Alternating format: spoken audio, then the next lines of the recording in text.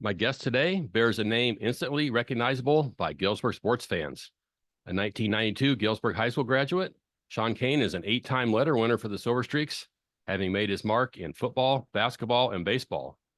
Like his father, legendary Streaks football coach Kelly Kane, Sean is a member of the Galesburg Athletic Hall of Fame, both as an individual and a member of the state playoff 1991 football team.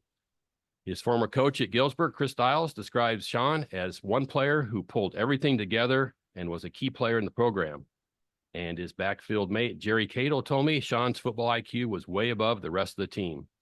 He went on to a successful career at Monmouth College, where he earned 8 more varsity letters, playing football and being named All Midwest Conference second baseman in baseball. Sean, thanks for joining me to talk a little sports. Yeah, absolutely. Good morning. Yeah, good morning. So, we've had the opportunity to chat at several Streaks football games. It was nice catching up to you, but it seems like to me that you're as passionate as ever and connected to football, even though you're not necessarily involved directly. Can you take Sean Kane out of football? But where do you stand on that? Oh, I am, and like the intricacies of it, all of it, always have, and especially on Friday nights. There are certainly parts of prep weeks and summer that I could leave behind and not necessarily care about because it's a lot of time. But Friday nights, the opportunity to get out and to dissect something, to see how you match up and see how you can get after somebody in a way that's meaningful has always been something I've been interested in, and it's something that I don't see not happening going forward. That part of the game has always interested me, and I just don't see that stopping anytime soon. How do you stay connected? I talked to you before these games, and the opposing teams, the Galesburg team. How do you stay connected? Uh, I read a lot. Um, we had talked about I still read the paper, which Yeah. is probably odd for most people, but between the Quad Cities and Peoria, we're in a very geographically interesting point in Galesburg in that we're roughly 50 miles from two areas of really good football. And I teach at United Township and good friends with Nick Welch, their head coach, so I stay connected that way, and obviously with the people and students that play. And it's just it's fun for me because, as I said, the analytical part of it and knowing who their best players are, looking at how to attack people and how you can do things has always been interesting to me. And obviously still reading and quite frequently about how people in Dunlap and Washington, Metamora, along with Moline, East Moline, Quincy, obviously this year is really good. And just doing those things has always been important to me and something I look forward to doing every week. Okay. So I have to believe, your love of football is partially genetic, obviously, and then partially from just being around the game when your dad was head coach at Galesburg and later Monmouth. Is that kind of true, do you think? Oh, absolutely. I mean, it was non-existent that you weren't going to talk about it in my family growing up. I mean, my uncle Larry, who's in the Football Hall of Fame, my uncle Don, who's the black sheep of the family, he's in the Basketball Hall of Fame. My cousin Tony coaches track. My cousin Tim was an outstanding coach and made a state title game when he was at Plainfield North. And then obviously my father. So anytime the family got together, I mean, it was what, quote unquote, we did. It was what we Hmm. talked about. And, um, it that, and along with the fact that my father knew so many people, and I got to sit in as a kid and listen to these guys talk, whether it was Tom Peeler, Rod Butler, Bob Shannon, Frank Linty, Bob Reed, of course. There were so many people that were filtering through our house at various times. Um, and I've always been a bit of an academic sponge that just to listen to these guys talk and in what they said and what they believed and how they approached things. From that standpoint, I likely had a very different upbringing than a lot of people. And um, there was a lot of laughs and a lot of chalkboard activity, and a lot of meals sat over. Mike Tracy is another one, obviously. And you get to hear all these things, and you don't necessarily get to add. I wasn't very old, but I just took a ton of things away from how they believed you win. And it wasn't very, very rarely it was X's and O's, but how tough you had to be and how physical you needed to be and these types of things. And I got that from a very, very young age. And it did nothing but help me and kind of hone my game and broaden my mind to a lot of things, to where I would like to think that I was adjustable to a lot of things that I would later be coached in. Okay. So let's get to your career a little bit. Your Streaks team from your season, senior season gets a lot of mention as maybe the best football team, or one of them, in Galesburg history. You were 8-2, unbeaten, Big Six champs, made the playoffs. What made that team so special in the 1991? Well, I think that we were together a lot. Um, technically, Jerry and I didn't play with any of our class until we were actually juniors. So Mhm. Jerry, I was a sophomore quarterback as a freshman. Jerry came up a few games later. I was the varsity quarterback as a sophomore. Jerry came up a few games later, but nobody else really matriculated up with us at that time. We weren't very good. My sophomore year in high school was probably the, the greatest nine game beating of my life. But it was something that we were connected in other ways, in the fact that many of us played baseball together. Isaac, Craig, Ryan Welch, Jerry, me, played baseball together. So we were together in the spring, and we were just we were a very tight group. We not only played football, but a lot of us played other sports at that time together, and we had kind of grown up together. And 6-3 as juniors, and couldn't get in back then. Obviously, the playoff rules have changed a great deal, but Mhm. I think the biggest thing was, when we lost Alleman, who got second in the state that year. Coach Tracy had a good team, and Moline. I think our junior year, we realized that we got out physical a bit in some games against really good opponents. And so kind of dedicated ourselves that off season and that summer to upping that part of our game. And obviously Coach Stiles was a great impetus to that. He got, refurbished the weight room and did a lot of things. And by raising our physicality our senior years, we really, really had a nice team. And you can't have good teams without a lot of really good players. And in fairness, we had a lot of really good players, between the junior and senior classes that year. And everybody stuck with it. Trust me, winning helps everything. There's Yeah. no cure Yeah. like winning. But we had won some. So there was an expectation of that. And going into things, we felt like we had an opportunity to be pretty good, and we were helmed by an excellent coaching staff with obviously Coach Stiles, Coach Albright, Coach John Allison on the defensive side of things, and then Coach Reed coaching me and the running backs, and really had an excellent staff that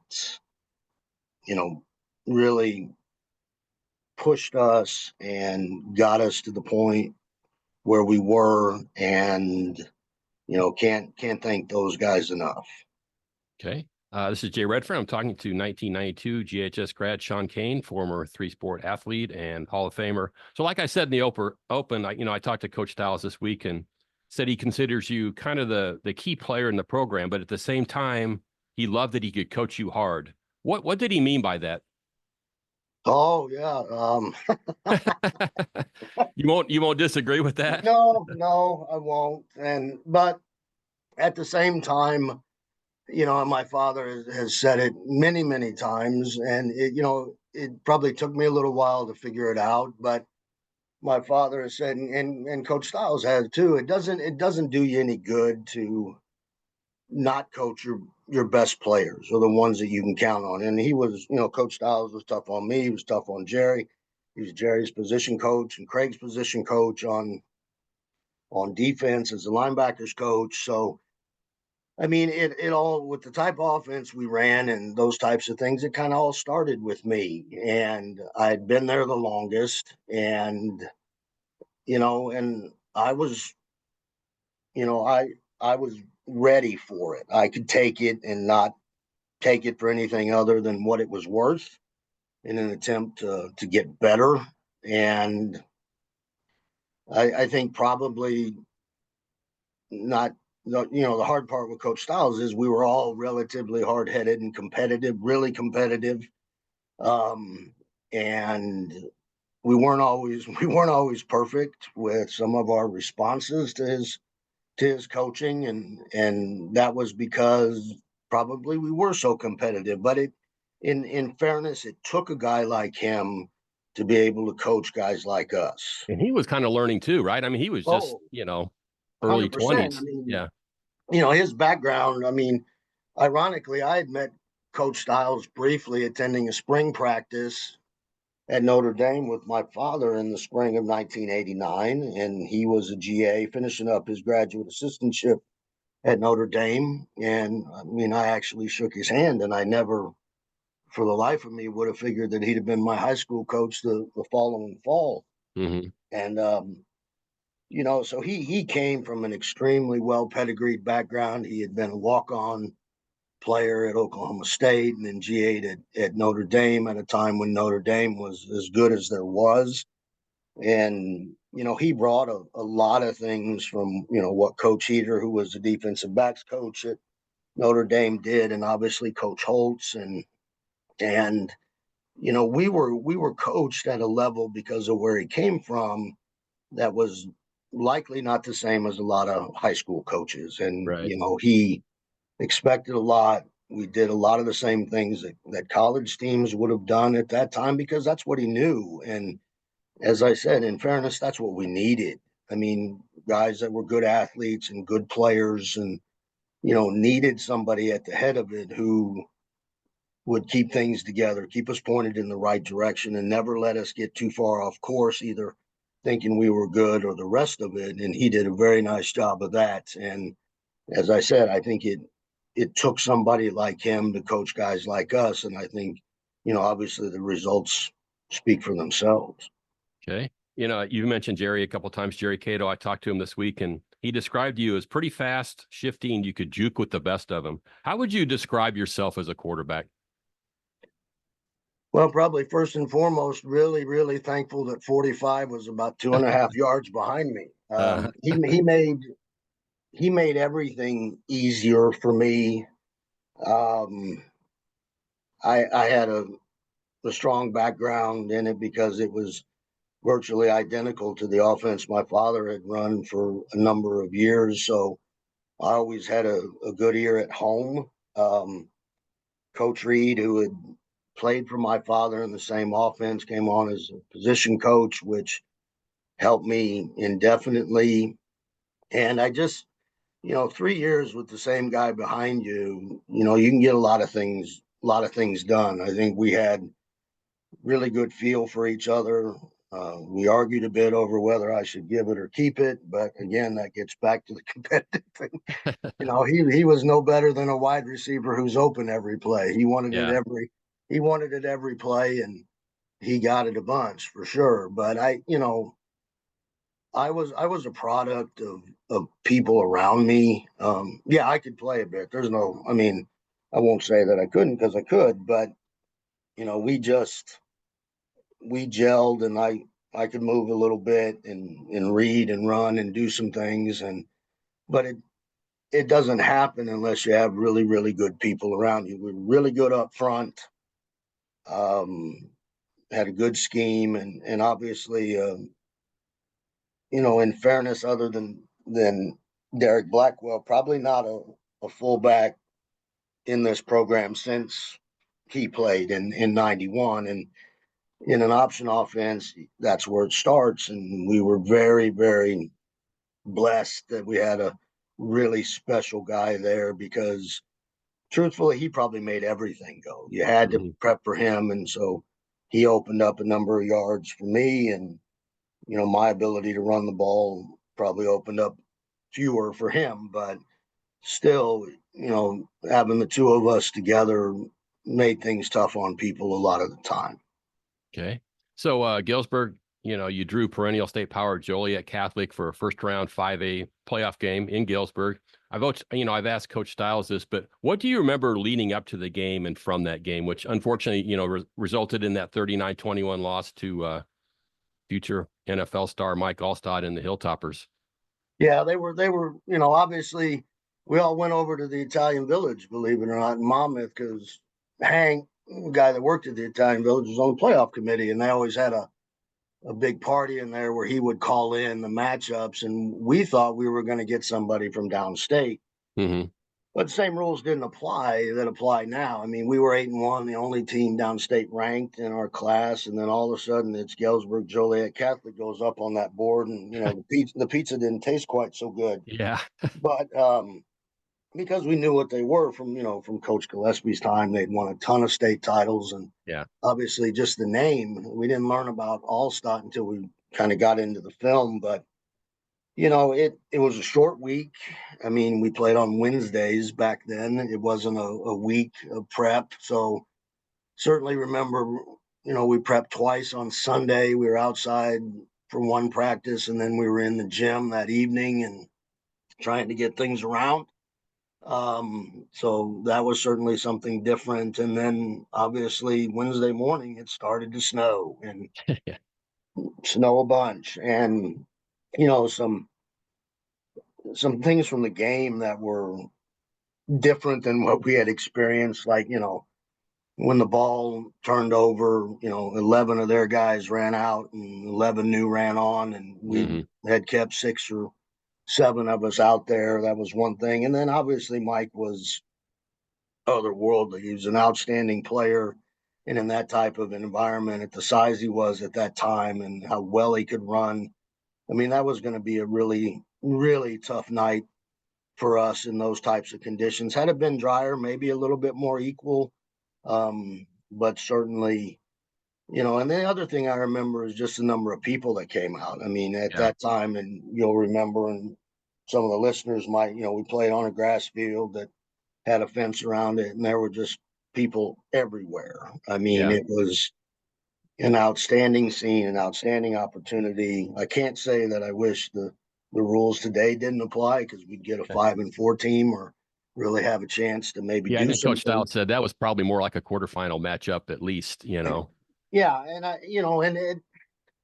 it's different, but you play in the time that you play in, and it was a great opportunity and um, an outstanding finish to what we did. Um, and it was memorable from the time we started until the time we ended. The whole season was memorable.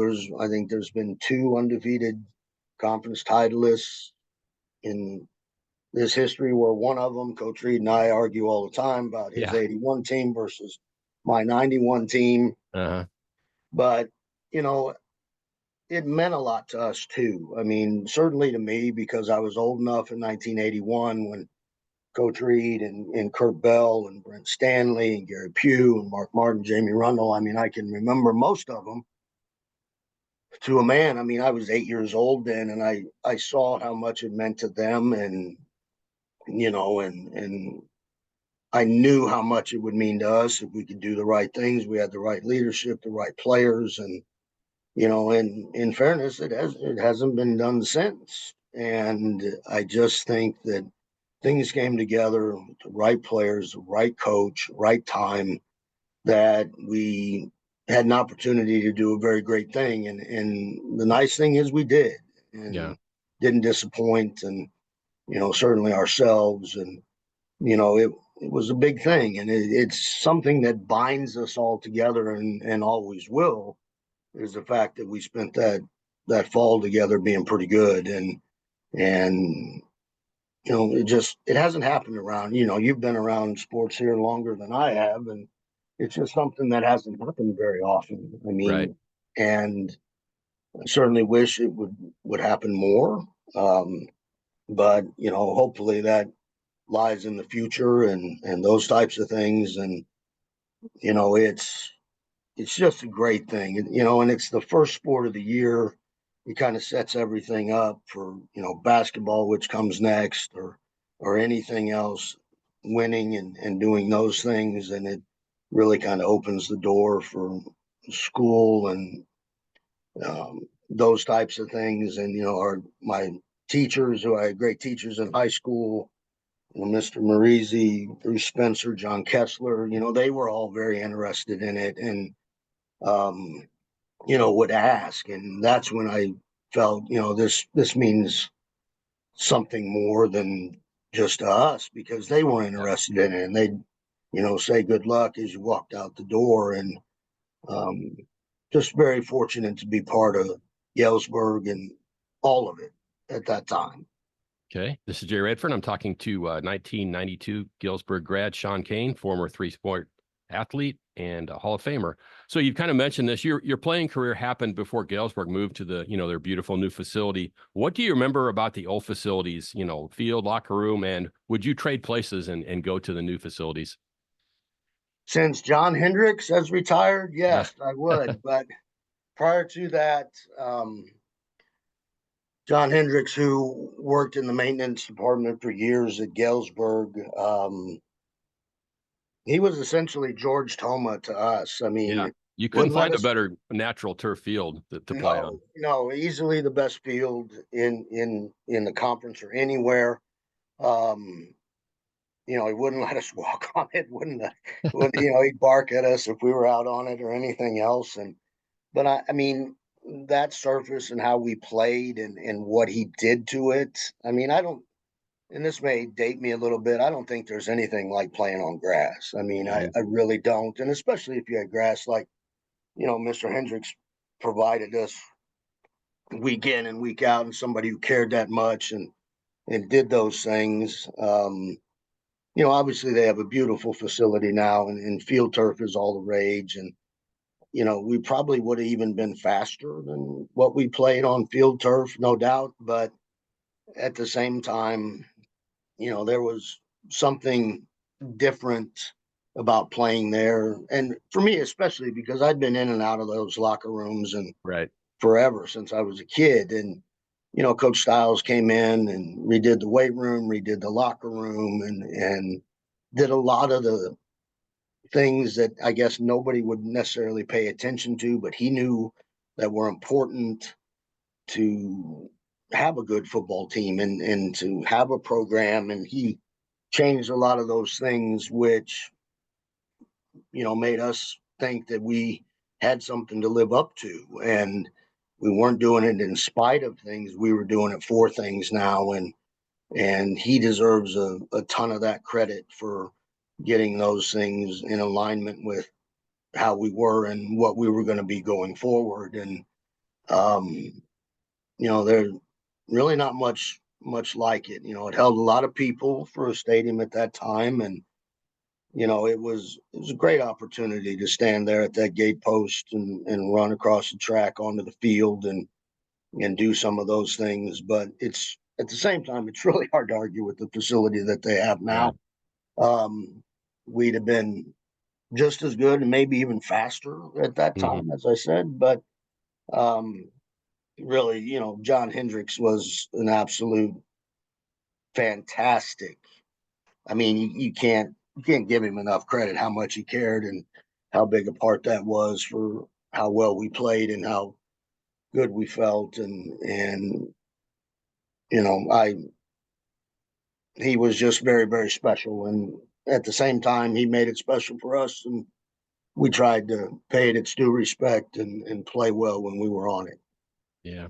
So you were a rare, maybe not rare then, but a three-sport athlete. You played football, basketball, baseball. And that's not done much anymore. What did you like about playing three sports? What were the challenges? And do you think more kids should do it these days? Well, absolutely, from a variety of standpoints. I just think if you're a good athlete, you should play everything. I Mhm. mean, you offer your athleticism to a variety of different things. I mean, it's been well studied in the medical community that people that do more than one thing athletically usually have fewer injuries, better tolerance for conditioning, and a lot of other things. And I just think that, especially at Galesburg, which is, 1,200 students now, it's considerably smaller than when Megan and I went there.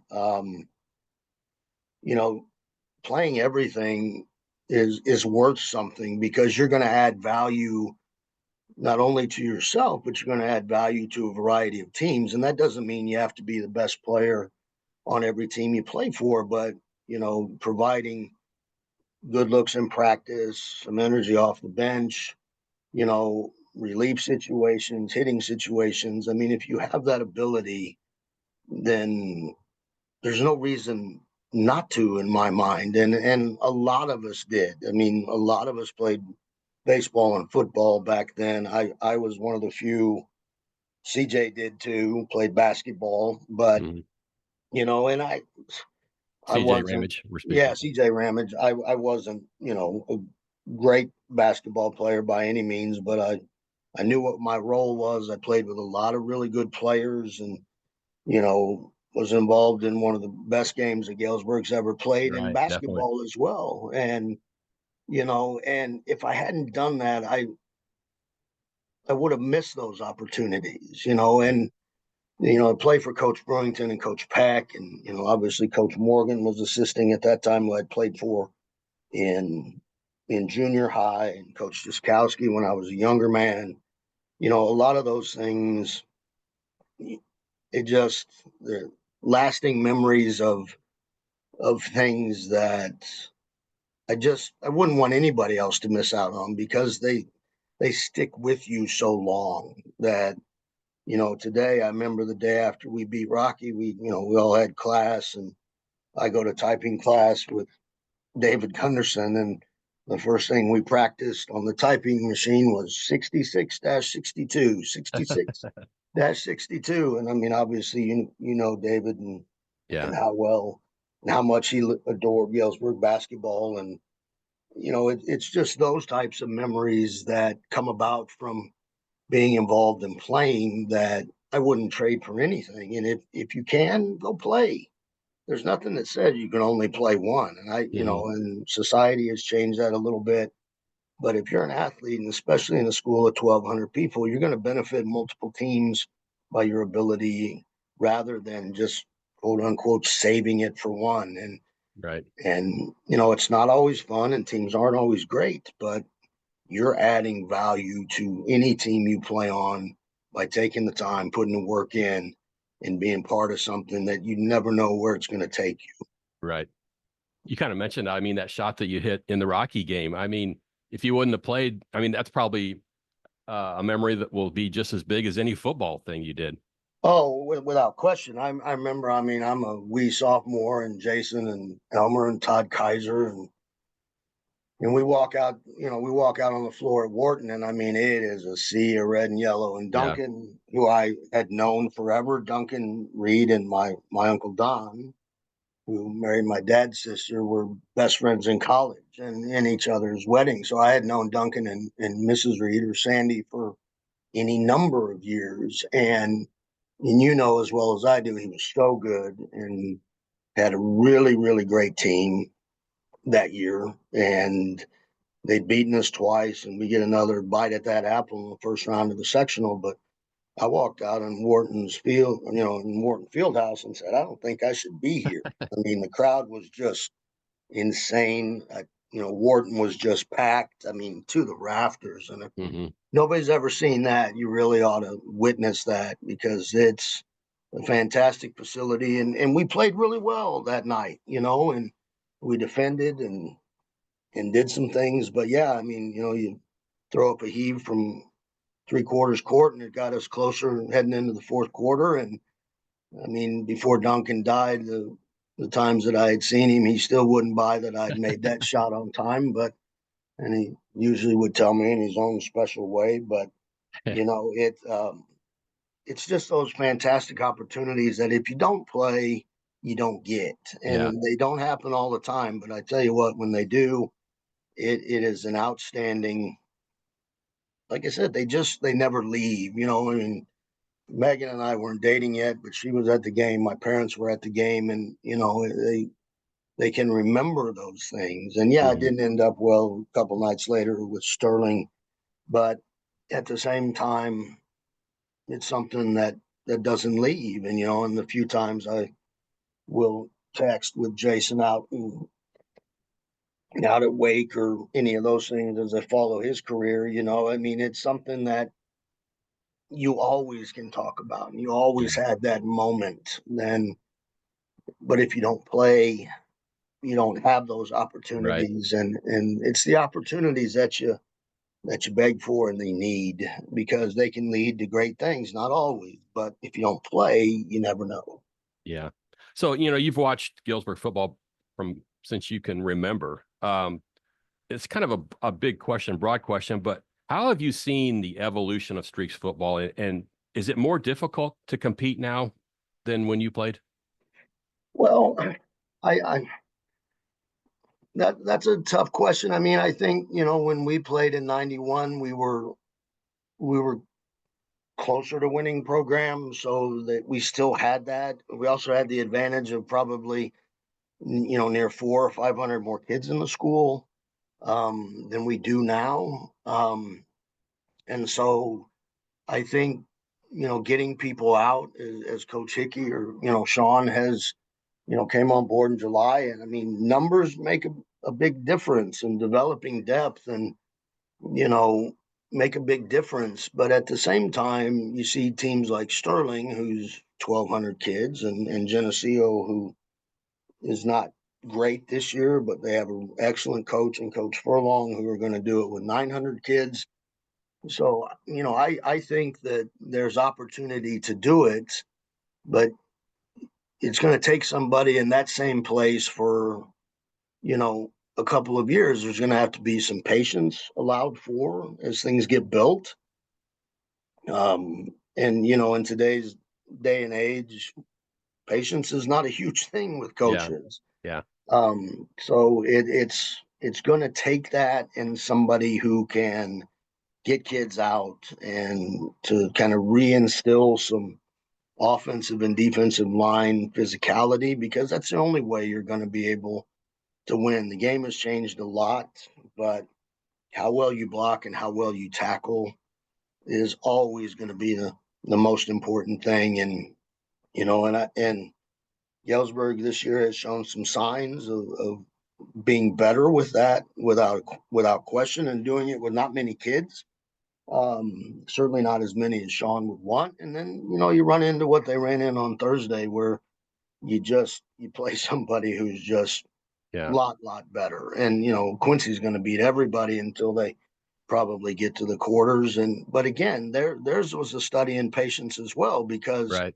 Coach Little, Braden Little, their quarterback, played against us as a freshman when I was calling plays for Coach Blackwell a few years ago. Well, 3 years ago, I guess. And he played against us some down there, and we beat them going away. But Coach Little knew what he had.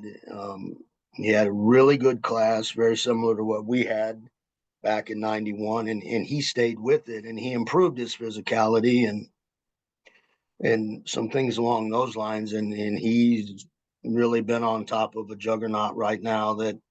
But he was allowed that patience, and he had great players before that. Don't get me wrong, with Jarrell Brock and some of those kids, but just having the patience and not just seeing a game for a game, but as a step towards moving in the right direction. And they've seen some of that. They certainly played well enough against Geneseo to win, and it came up short. They've got a great opportunity this week against Rock Island, and finding some ways to win games early in a coaching career really makes a huge difference. And Mhm.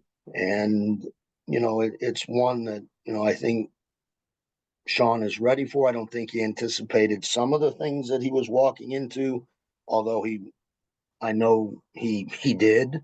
But you just like to see that steady progression, but you got to have some patience, and you got to be willing to, you know, you never lose, you're learning. You either win or you're learning, Nelson Mandela said, and has been echoed by any number of coaches. And as long as they keep learning in ways to improve and get better, they're going to be fine. They really will. And, they play in a good league, and it's always going to be competitive, but certainly I expect them to be more competitive as they go forward, because I think they're helmed by a good man who knows what he wants to do. It's just, can he get it implemented, and can he improve his physicality, because that's something that stands out right now as probably being their weakest point.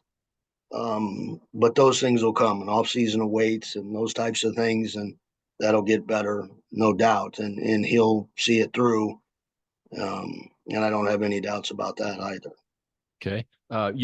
You've mentioned you grew up with a coach and around coaches. From your perspective, what are 2 or 3 things that make a successful coach? Well, you got to be organized, number one. And I think you have to be willing to coach players, but I think you have to be willing to coach your assistant coaches as well.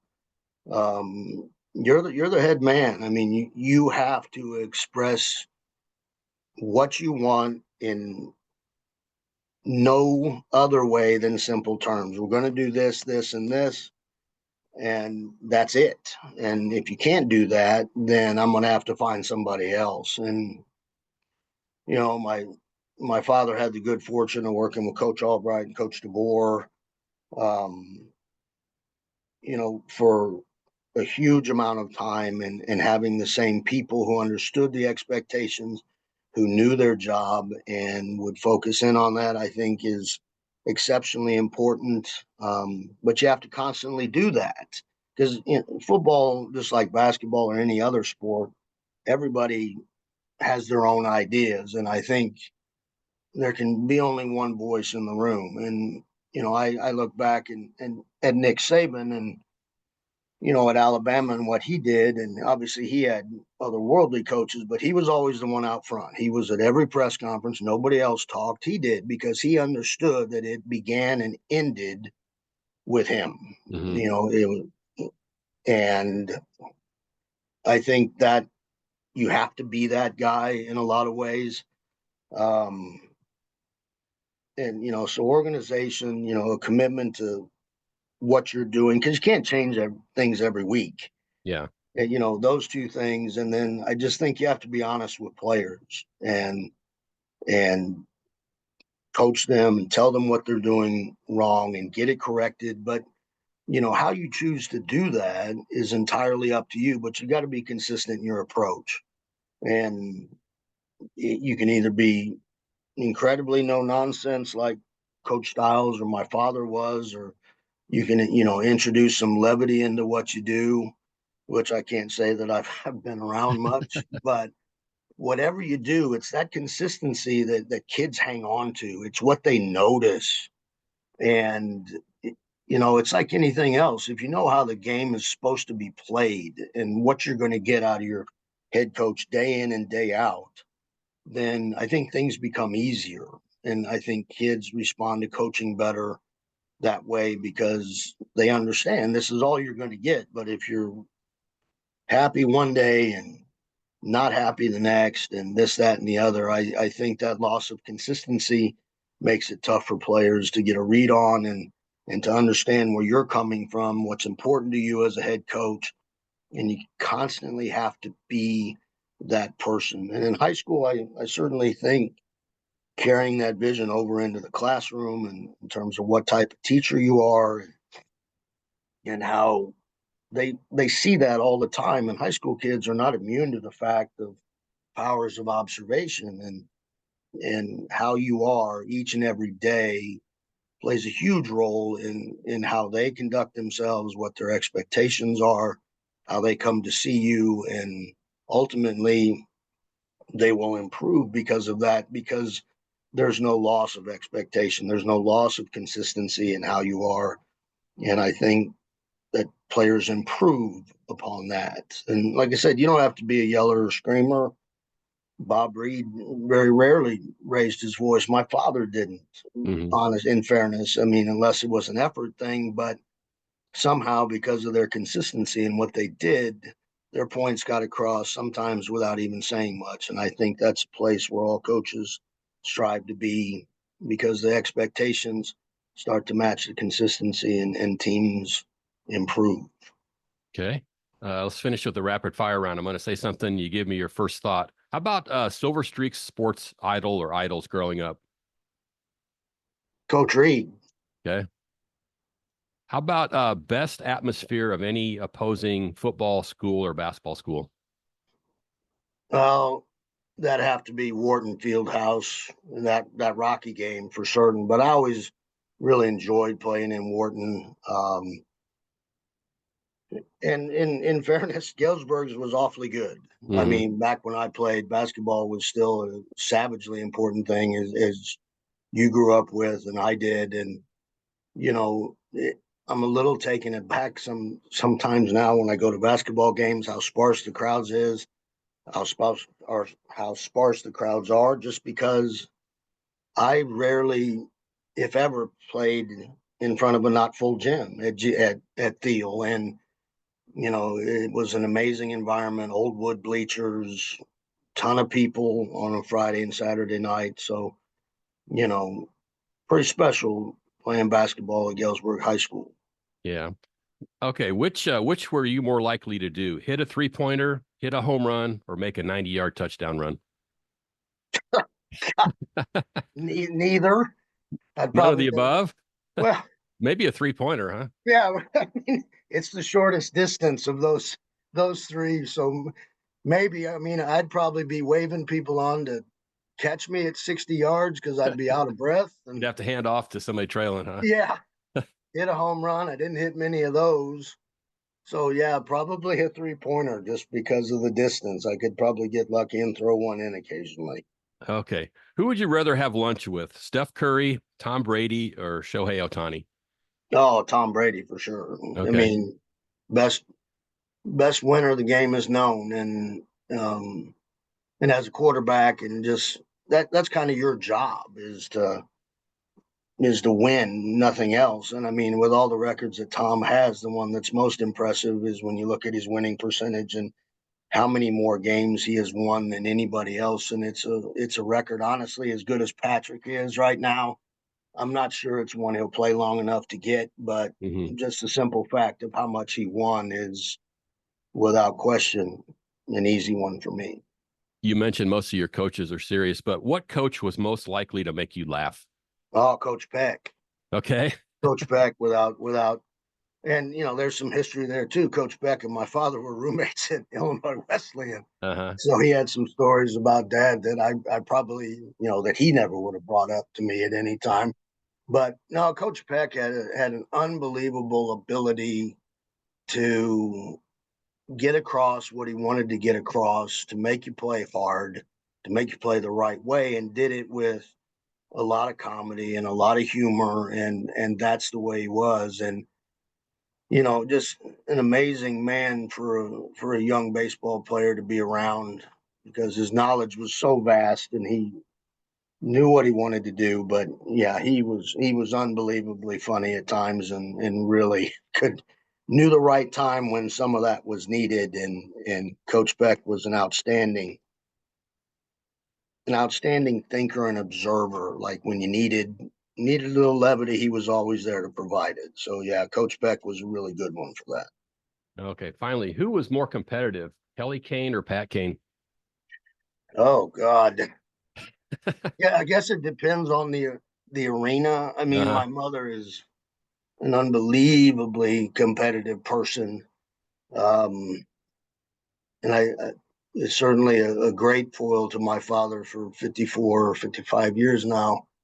Um, Probably in the classroom, mom was, without question. Albeit, there wasn't a lot of slacking off in the classroom for dad, but mom took a really huge interest in that and is to be commended on all fronts for how well my sister, my brother, and I have done. But it'd be hard pressed to be more competitive than my mother, believe Yeah. it or Okay. not. For in a football game, dad, but Yeah. any other situation, whether it was cards or books or anything else, yeah, mom was all 5'2" of her was not a lot of fun to compete with, especially if you won. And there'd be a lot of pouting and she controlled a lot of your life back then, so you had to be careful with gloating and things along those lines. Yeah. Okay. Well, that wraps up my conversation with 3.3 sports star of the Silver Streaks and Hall of Famer Sean Kane. Sean, I always admired the way you played, and I appreciate you joining me on WGIL. Yeah, thanks for the opportunity. Go Streaks. Okay.